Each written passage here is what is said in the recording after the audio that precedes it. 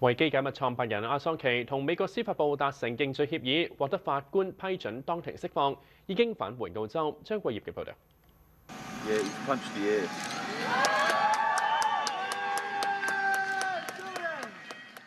52歲嘅阿桑奇獲釋後，乘坐私人包機返回澳洲。落機後第一時間同太太相擁。太太指出，阿桑奇經歷咗一段好艱難嘅時間，呼籲外界給予空間。Julian wanted me to sincerely thank everyone. He wanted to be here. But you have to understand what he's been through. He needs time. He needs to recuperate. And this is a process.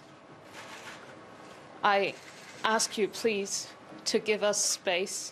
阿桑奇同美國司法部達成認罪協議後，星期三喺美屬塞班島嘅聯邦法院承認串謀獲取並公開國防文件嘅罪名，判監41至51個月，亦相等於喺英國服刑嘅時間後當庭釋放，結束咗長達14年嘅泄密案訴訟糾紛。不過，阿桑奇代表律師指出，認罪獲釋嘅做法係一個危險嘅先例，需要引起全球記者注意。In order to win his freedom, Julian pleaded guilty to conspiracy to commit espionage for publishing evidence of US war crimes, human rights abuse and US wrongdoing around the world. This is the criminalization of journalism. 澳洲總理阿爾巴尼斯透露，佢曾經同阿桑奇對話，阿桑奇感謝當局介入營救。美國司法部嘅聲明就指出，阿桑奇未經許可不得入境美國。